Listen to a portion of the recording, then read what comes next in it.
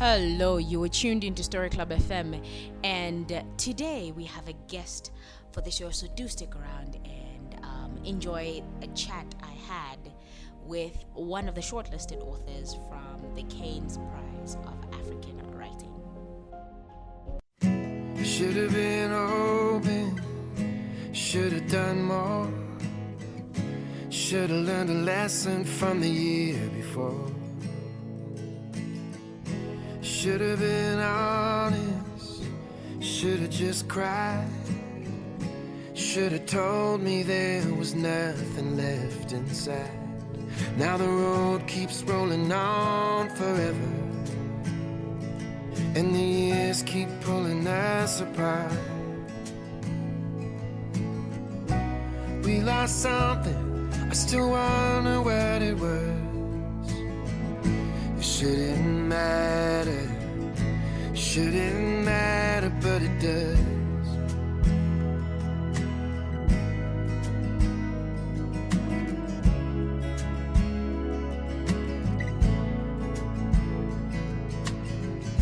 You should have just broken, you should have come clean. You should have been sad instead of being so fucking mean. It shouldn't be easy, but it shouldn't be hard. You shouldn't be a stranger in your own backyard. Now the road keeps rolling on forever, and the years keep pulling us apart. I know it's over, I'm just saying this because it shouldn't matter. It shouldn't matter, but it does.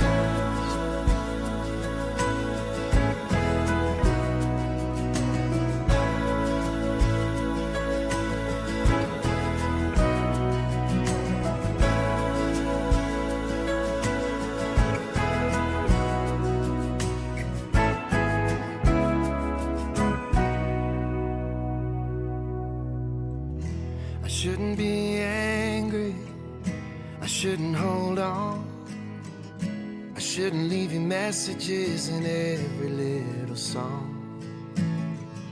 It could have been always, it could have been me. We could have been busy naming baby number 3. Now the road keeps rolling on forever, and the years keep pulling us apart. If it's on someone, then I blame the both of us. It shouldn't matter, but it shouldn't matter, but it shouldn't matter, but it does.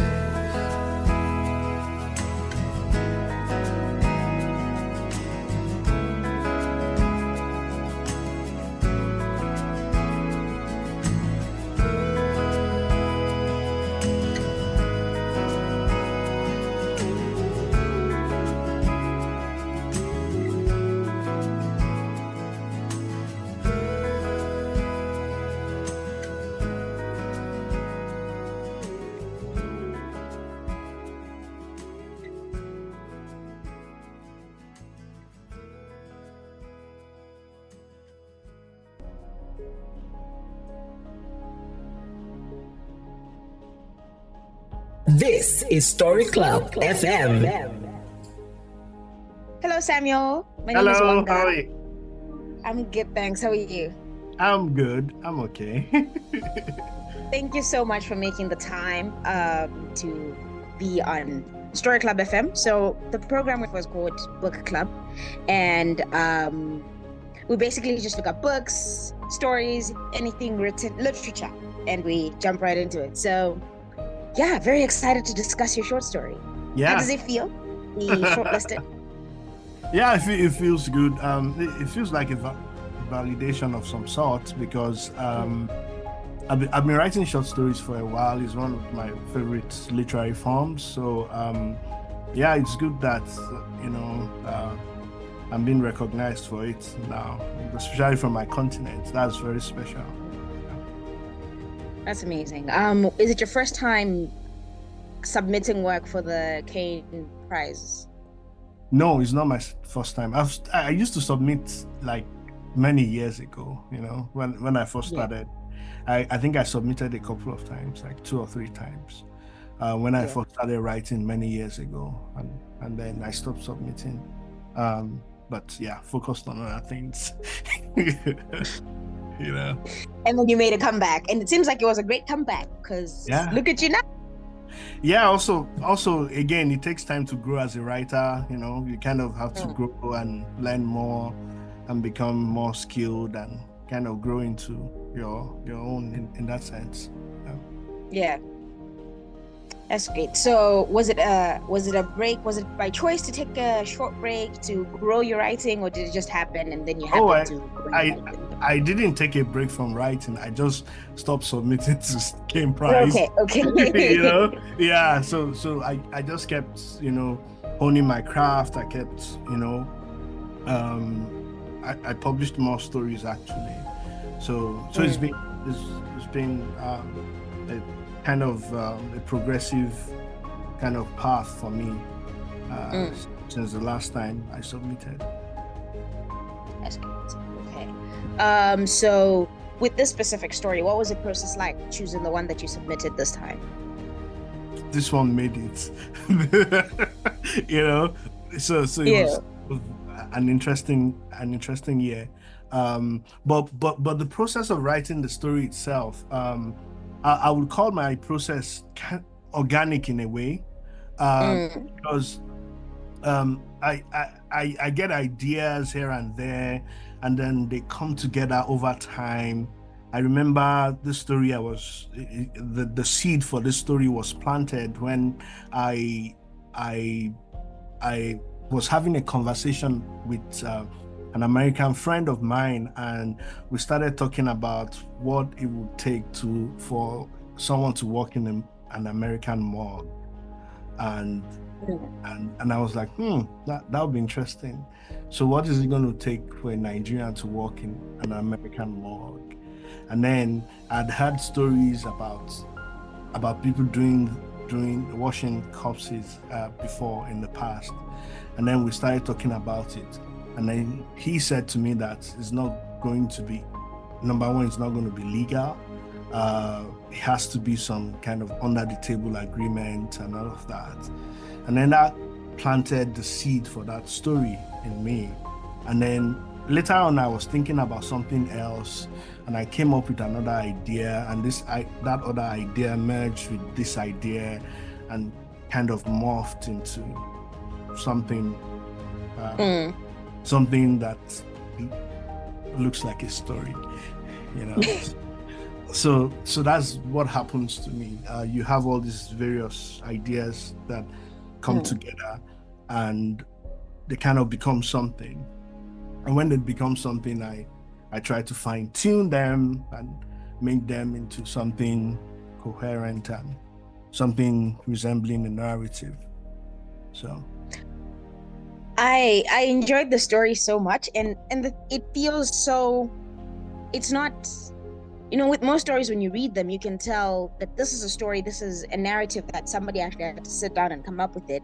But it just felt so real. It felt like something that people can read and relate to, because there's a lot of people trying to get more opportunities outside of the continent and trying to make their life work, and they're willing to do anything, even if it means leaving comfort in their home countries to go to America, to go to the UK, with the assumption that means a better life.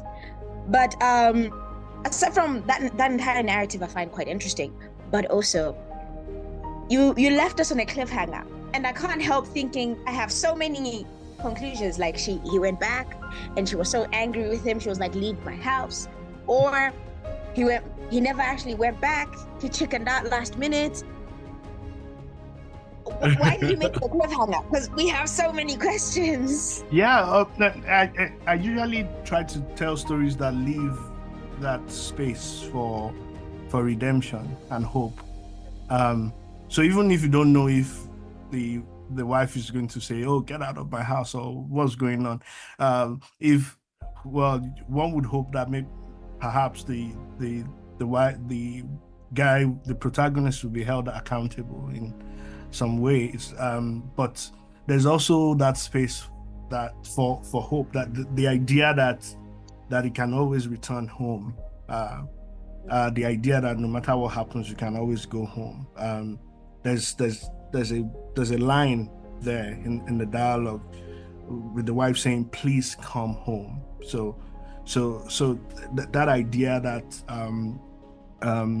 that no matter how messed up things are, there is always a place for hope and help and redemption and all of that. So I wanted to channel that through the story. Basically that was what I was trying to do. And talking about being real, one of the things I try to do as a writer is to tell a story in such a way that it's not going to be heavy-handed, but depict the realities of immigrant life. Actually, I've been thinking about migration, immigration, movements for a while now, for a couple of years now. I actually just released a novel that came out in the summer called The Road to the Salt Sea. I don't know if you've heard about that. So, but I definitely look for it after this. But it's still talking about migration and movement and what happens when we leave home. And in this case, in this story, is about longing and desire. What happens, the connection between longing, desire, and distance, and living home, and all of that. So these are some of the things I've been thinking about for a while, and I decided to process them into fiction.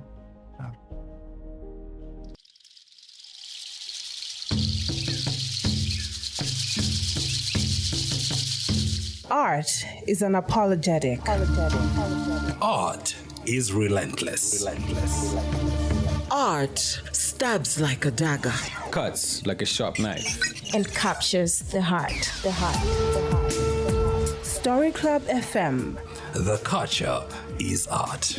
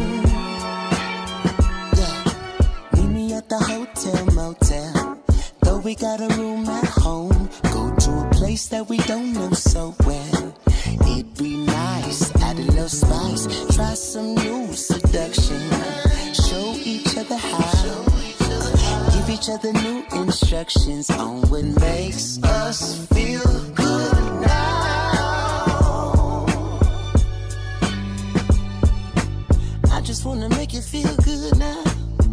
Feel good, don't it? Come on. Do you wanna make it better? Wanna make it right? Come on. Do you wanna stay together? I meant when I said it. And it's easier to run away than to look for what would make you stay.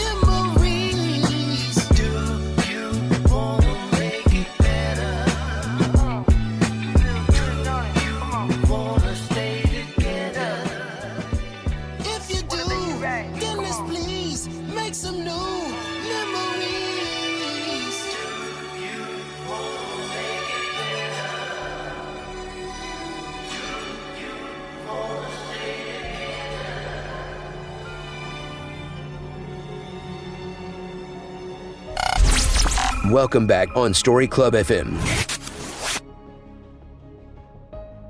That's quite brilliant. It's nice when, I think it's a responsibility that writers have to be able to tell the stories for people that can't tell them for themselves, because these are things that happen a lot. It's not new that people struggle with immigration, and they end up being people that just get lost in history. Their stories get untold, are left untold, and it's nice when writers take the time to actually write these stories to get these people heard. It's a problem, but it's also something that needs to be spoken about. It can't be fixed if we don't have stories talking about it. Yeah, absolutely. I also want to say that most people are not voiceless. Their voices are just suppressed. And that's very true. And one of the things I try to do in my story is to expose the system under which their voices are suppressed. So it's not just about, you know, their inability to tell that story, but under what systems, both philosophically and, you know, contextually in that sense. That is what I try to do in my stories. And in this story, this kind of, you know, Kolawole is kind of experiencing a post-colonial problem in that sense, you know, and also the idea that you have to travel beyond the shores of the country to make it. Well, I'm also in America, so kind of ironic, but you understand that yes. You know, that anything West is better, you know, and people sometimes fall under the illusion that as long as I can, you know, go there, I'm going to have a better life, even when they are living something better here on the continent. A lot of people will sell all their properties, leave very good paying jobs to travel abroad, you know, because they just perceive, or that they feel, you know, their perception is that things are better. So hopefully through my stories, I want to be able to kind of expose all those kind of systemic problems that make people so desperate, and that make people perceive that they have to leave the shores of their countries.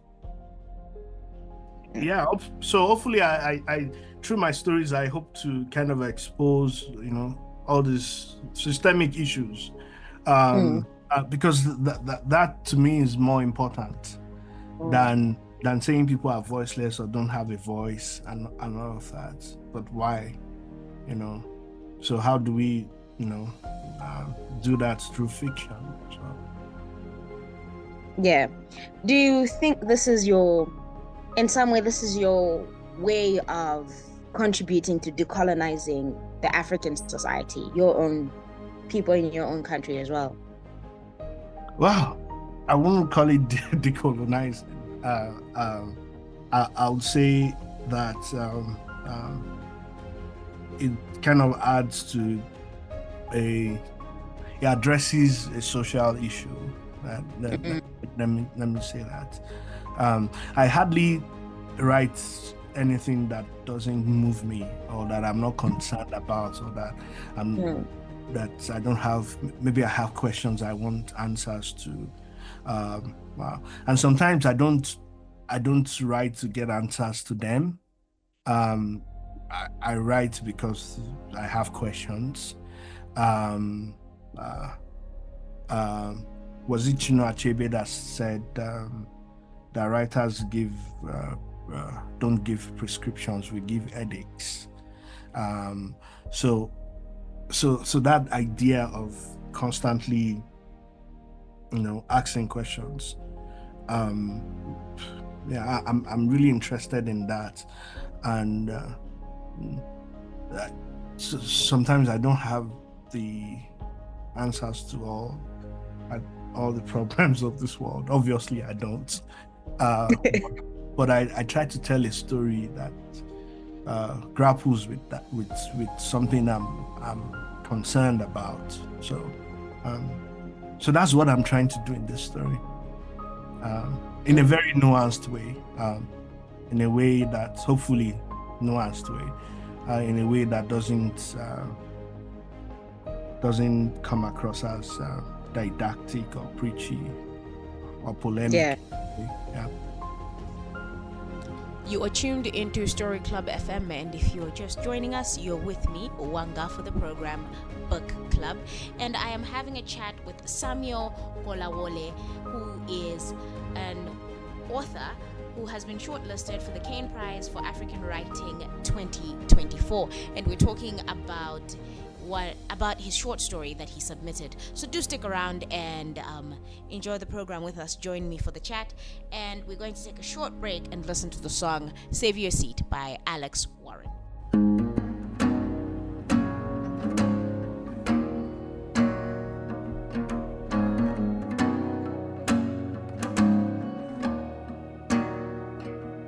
I can hear the words you speak when the west wind whispers. I can hear your voice ring clear in the evergreens. Am I who you thought I'd be? Am I what you pictured? Did you have me standing here in your wildest dreams? Oh, just like a memory, you never left me. You just left too soon. I'll save you a seat next to me. You're always at the table. Hope you're proud of what you see. Watching with the angels. You're written in my soul. It's your blood that I bleed. Wherever you are, wherever I'll be, I'll save you a seat.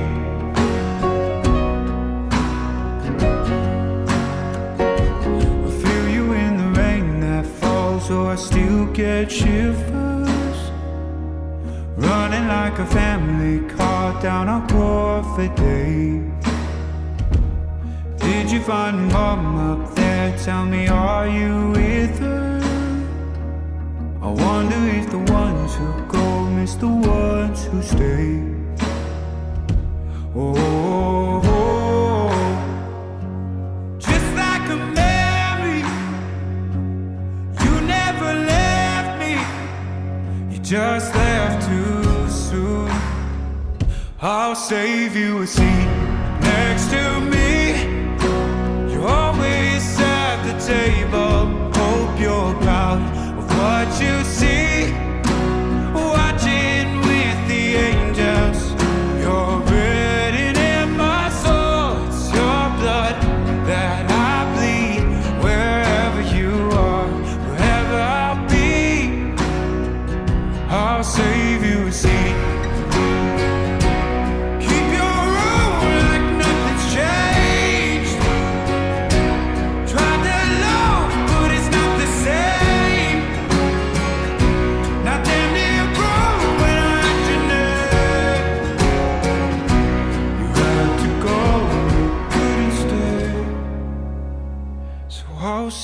you a seat next to me.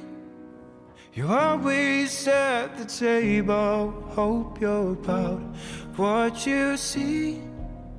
Watching with the angels. Welcome back on Story Club FM.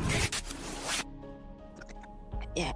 So the story has many layers. I mean, it deals with issues of immigration. It also deals with issues of loneliness. It deals with issues of self-isolation and partnership when people, that the gap that happens when people stop talking, when there's people in different places, and that self-conviction when people they don't allow other people to give them grace to be better, but they judge themselves beforehand and assume everybody's going to treat them the same way.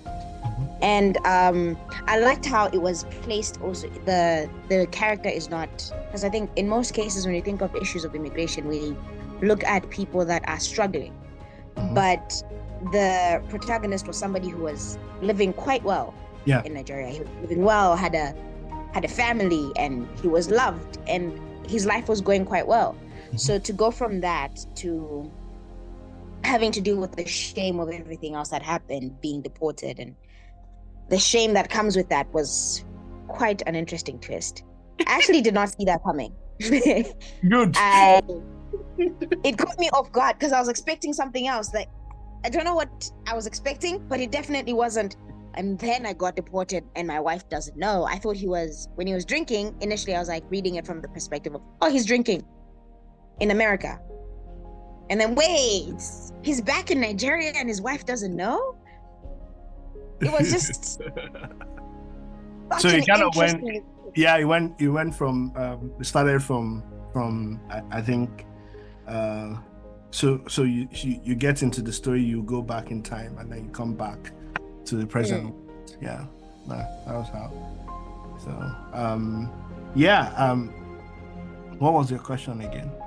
I actually hadn't asked the question. I was just commenting on how cool that whole thing was. It was just thank you. Yes, that was the last part of the story was also very so this story was actually the first story I'm going to write that will be set partly in the United States. I've been writing for more than 15 years, and up until then I'd never set any story in the United States or anywhere outside Africa, because for a long time I believed I didn't have any desire to set anything any of my stories outside the continent. I bristled when I didn't really like the idea of the African immigrant experience story. Although there are people who kind of do it very well and and are celebrated for it, but I resisted that idea for a long time. But also because I've been in the United States for over 10 years or so, and at the beginning, the first 3, 4, 5 years, I thought a lot about home. Because of the distance, it was that the memory of home was really, really strong. But after a while, that memory started fading in a way, and I had to had to travel back home to reconnect with that feeling that I had before. So I'd always had this thing about writing about where I'm living right now and all of that. But for some reason, I took that bold step to write a story partially set in the United States, because I don't know how when the transformation happened, but it happened, and I decided to write something. And I'm not going to promise that I'm going to write a story that is fully set in the United States. I'm not. but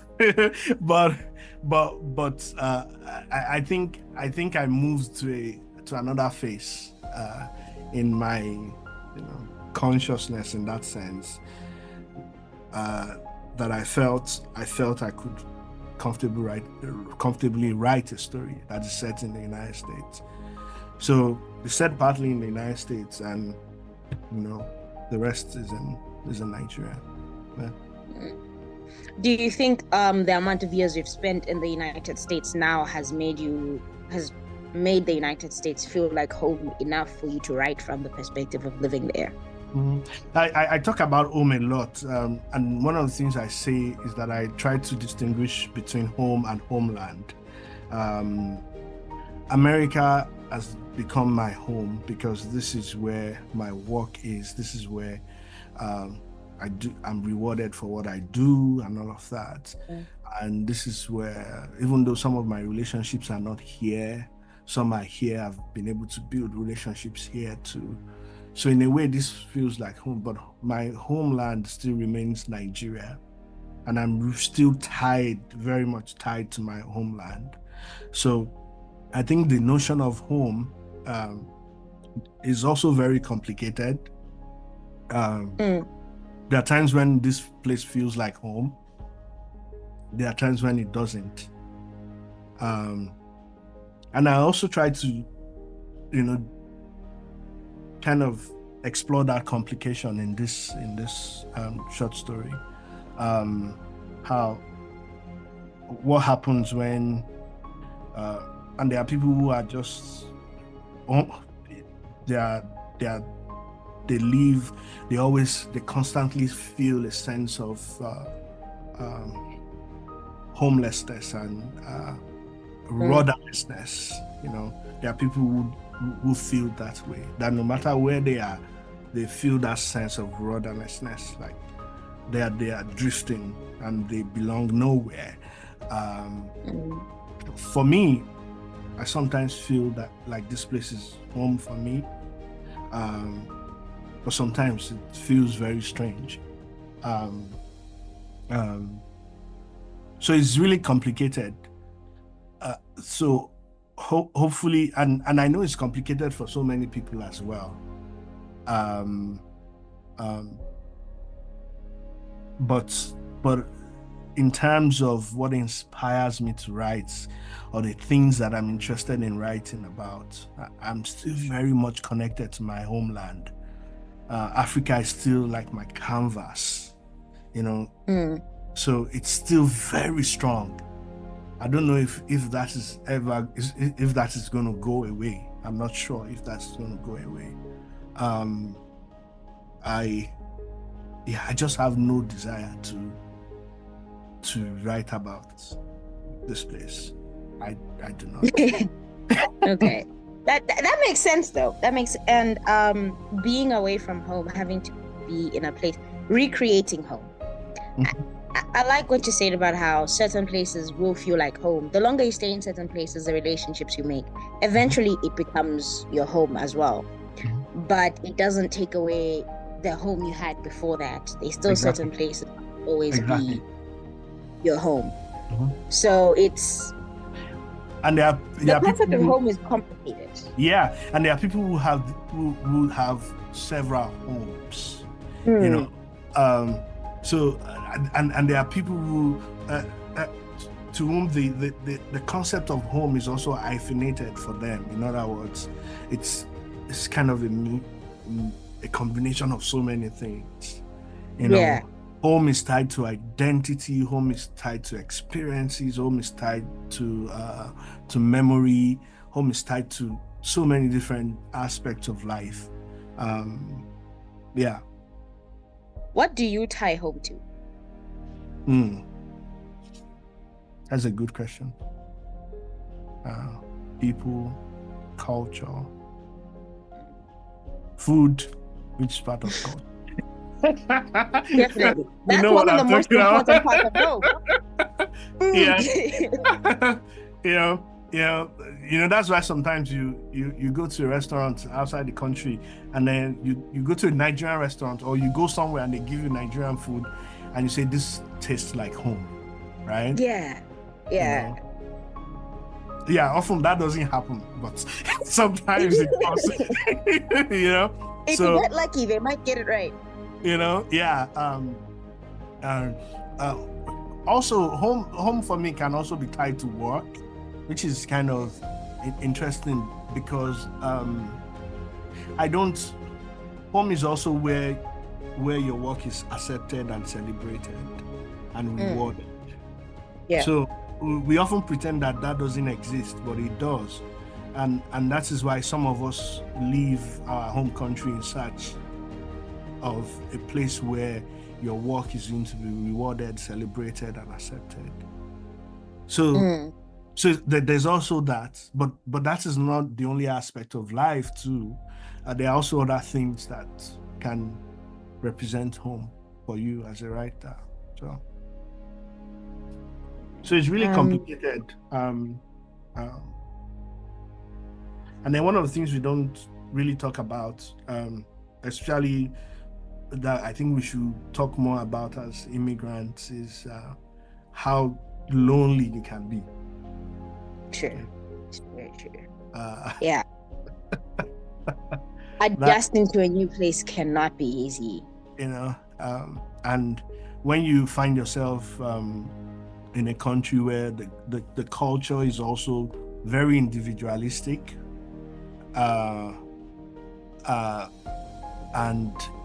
and people kind of live in their retreats to into their silos in that sense, that can also be challenging.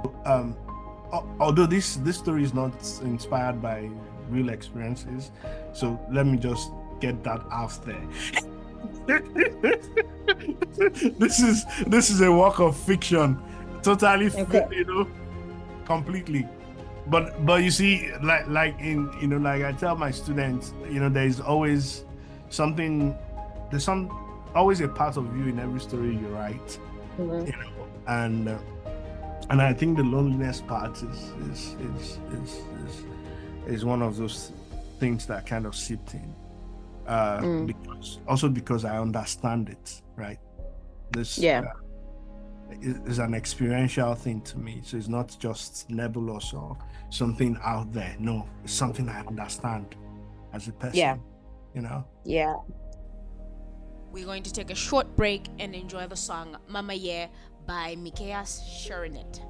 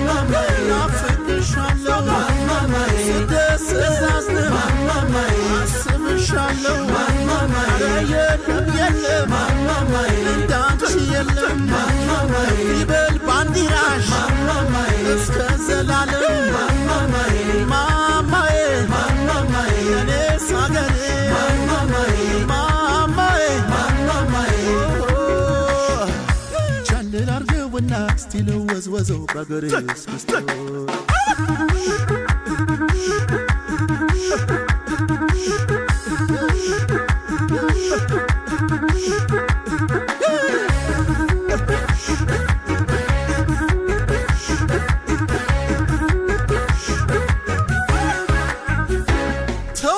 ተው ልቤ ቁረጥና ወደ አገር ግባ ተው ልቤ ቁረጥና ወደ አገር ግባ ተው ግባ ነገ ዛሬ ያልከኝ ተው ግባ ተው አታታልለኝ ተው ግባ የሰው አገር ኑሮ ተው ግባ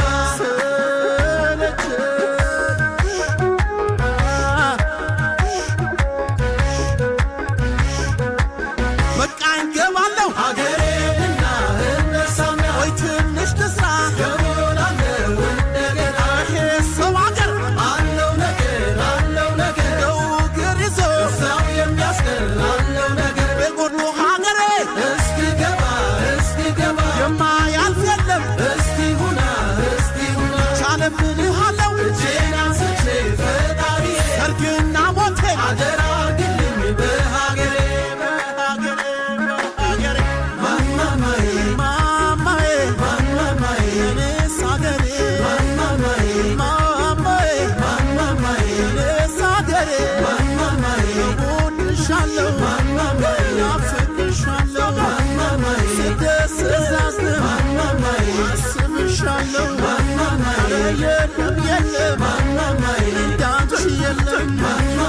ይበል ባንዲራሽ እስከ ዘላለም ማማዬ የኔስ አገሬ ማማዬ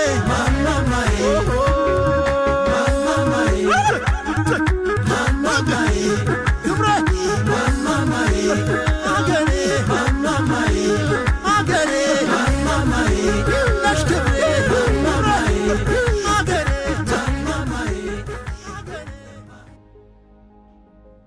What advice would you give to writers that are trying to get, writers in Africa specifically, that are trying to get their work out there, submit for things like Caine's Prize? What advice would you have for them? Keep writing, keep writing. It's a very, it's a tough industry, I would say. Make sure you're always open to growing as a writer. Always grow, because a lot of times we have a lot of people who are resilient and they are not growing because I mentor a lot of young writers, and one of the things that I've noticed is that they are very stuck on the idea of their artistic vision and say, oh, this is my artistic vision, this is what I want to do. And I'm like, no, this is not about your artistic vision. It's about the fact that you need to be mindful of craft, you need to tell the story better, you need to be more nuanced and all of that, and then your artistic vision will kind of come out of that and shine forth and all of that. But you see, if you are going 80 kilometers per hour in the wrong direction and you're just going ahead, it doesn't make it the right direction. So I think the idea, this idea of kind of the openness to, learn new things and grow and learn about the craft of writing. Craft is very important. And even a lot of writing schools don't teach crafts, surprisingly. So craft is very important. Hone your craft and keep growing as a writer. And can craft be taught? Can What? craft be taught? Yes, absolutely. That's why I have it. I literally do that. Yeah. Absolutely. And it's like polishing a precious metal or polishing diamond. if the diamond is not there, you cannot polish it. You can't polish Todd or something. You can only polish diamond. You know, the process of learning about craft is the polishing process. But you see, the diamond has to be there. Absolutely. You know? Yes. So even if you have, you know, so there are people who are not really cut out for writing who are writing. So, and I don't know. That's how I see it. That's how I see it. But you see, the interesting thing is that you don't know whether you are cut out for it or not until you just get into it, right? You keep writing, and then over time it will show, you know, whether you are cut out for it or not. So, but you still have to keep going, you know. Hard work, resilience, all those things are important. Talent, they say, is not enough. Talent is important, but it's not enough. So you just have to keep doing it. You know. You've mentioned your work. What do you do? So I have a full-time job. I'm a professor of creative writing at Penn State here in the US. I teach fiction. I'm also a professor with the Vermont College of Fine Art, where I teach MFA in writing fiction, which is a low residency program. So that's my day job, and of course, writing. I also write. You know, I also write. The writing would be the day job, and then being a professor would be the side job. The day job is what pays my bills. Writing does not. Well, at least not yet. You know, it doesn't pay my bills. So that's my day job. But you see, I'm privileged. I'm really privileged as a person, because I'm doing the things that I'm passionate about. These are there are two things that I've done. These two things I've done them for years, and these are the two things that I've always been passionate about: writing and teaching. So it's a privilege to be able to earn a living, you know, from something you are passionate about, because not so many people get to do that. That's true. You know, that's amazing. There are times when we do things that we do things that we hate, but we have to pay the bills, right? So I'm happy I'm doing something that, you know, before I started earning money as a professor, I used to run an organization called Writer Studio back then, and I was doing it for free. I was even putting my own money into it, so I can teach for free. I can write without anybody paying me. That's amazing. Yeah, because that's what I do, you know. But it's good that they're paying me now. Yeah, thank God. So with last few questions before we go, where can people find your work, and what's your favorite song? My favorite song now. Okay, just go. My website is like a place where you can find a lot of links to all kinds of things. samuelkolawole.com. My novel, The Road to the Salt Seas, it's everywhere books are sold. Hardcover, ebooks, audiobook. The audiobook is very, very good, actually. Was narrated by Ata Utigwa, a voice artist. Fantastic. And check my website. My website has a lot of resources and links to so many things, samuelkolawole.com. And then my social media accounts. I'm also a little bit active on social media. Instagram, Twitter, X, now known as X, Threads, Facebook. I recently joined TikTok. Oh God, help me. It's a rabbit hole. Once you join, you won't even remember what life was like. Guys, they made me join. They said I have to join. I said, okay, let me join. You know, yeah. So all those things you can. My favorite song. I don't have a favorite song. I listen to my taste in music is kind of eclectic in a way. I do a lot of jazz. I do a lot of blues, soul, country music. Just, you know. You can give me more than one. You can give me 3. Oh boy. Let me go through my playlist. Okay. My what's it called? Spotify playlist. So there's this song called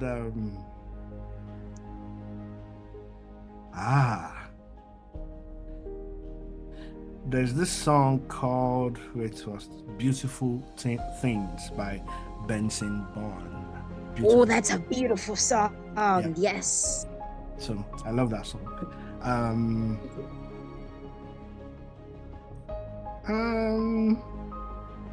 Oh, there's this song I had this song on TikTok, and it kind of captivated me. It's an Ethiopian song. It's called, I don't know how to pronounce it now. It's called Mamaye, Mamyieye, yeah, by Mikeyas Cherinet. I don't know how to. How do you spell the name? Mikeyas. C. Then that's the first name. Then Cherinet.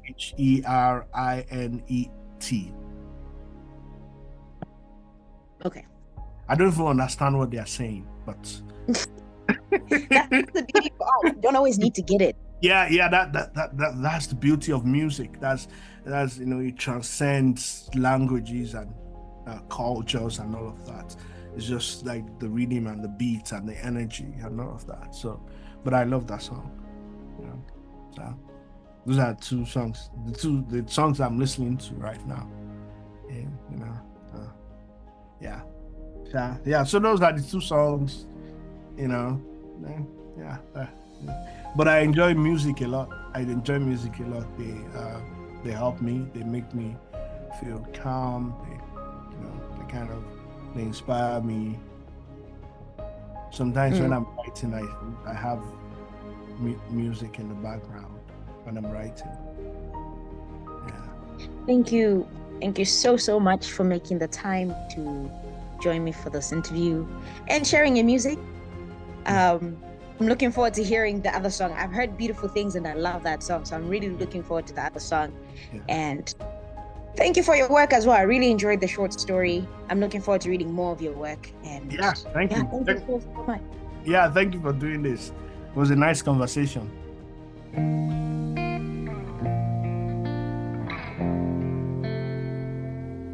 For a while there it was rough, but lately I've been doing better than the last 4 cold Decembers I recall. And I see my family every month. I found a girl my parents love. She'll come and stay the night, and I think I might have it all.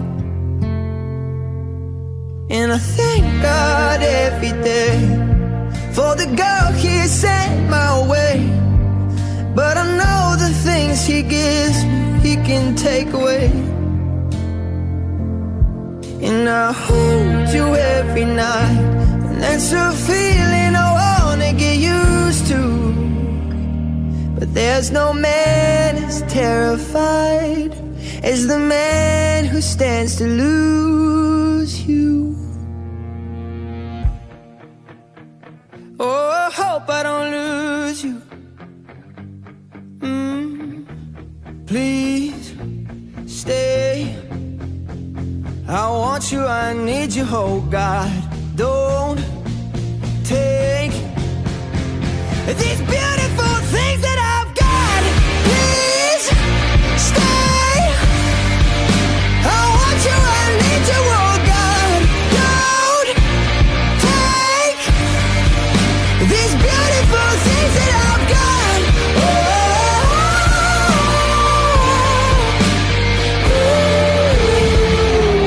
Please don't take. I found my mind, I'm feeling sane. It's been a while, but I'm finding my faith. If everything's good and it's great, why do I sit and wait till it's gone? Oh, I tell you, I know I've got enough. I've got peace and I've got love, but I'm up at night thinking I just might lose it all. Please stay. I want you, I need you, oh God. Don't take these beautiful things that I've got.